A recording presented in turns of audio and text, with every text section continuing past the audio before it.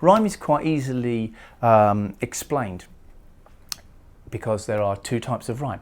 There are what we call a perfect rhyme, and there is what we call an imperfect rhyme. The imperfect rhyme is divided into two types of rhyme, which we call a consonance rhyme and an assonance rhyme. It's as simple as that. Here's the examples of them.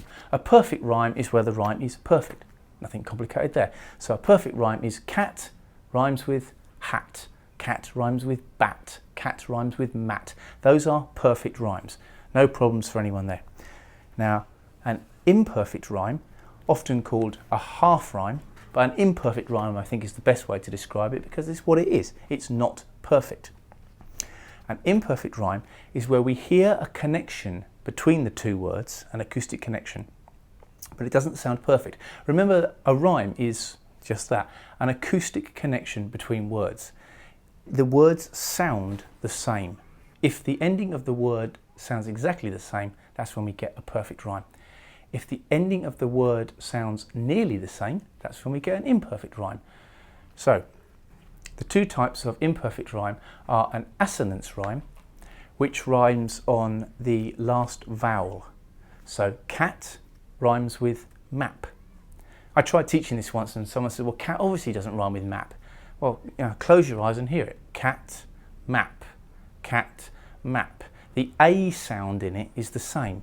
It's not perfect, I'm not saying it is. I'm saying that it is an assonance rhyme, which rhymes on the vowel sound. Cat rhymes with map.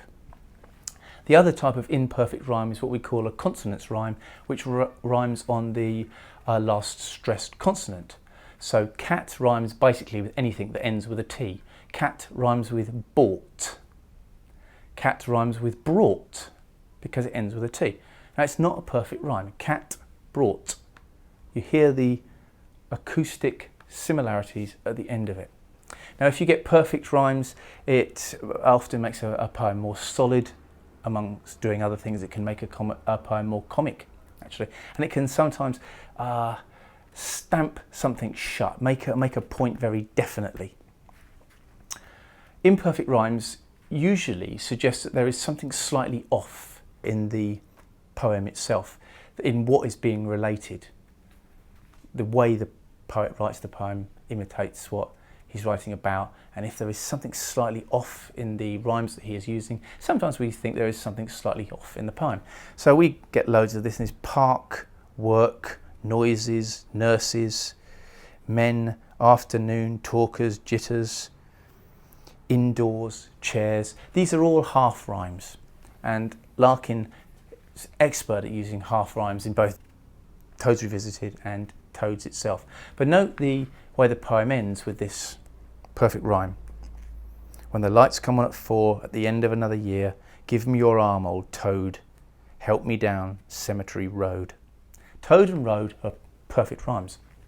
And it's as if the Larkin persona of the poem has reached a definite conclusion by the end of the poem. This is my rebellion against the job that I've done, or my acknowledgement that I want to rebel against the job that I do, but I'm not strong enough to do so, is over. Now he just acknowledges that he's going to do that job until the end of his days. Give me your hand, old toad, lead me down Cemetery Road. Boom, and it stops.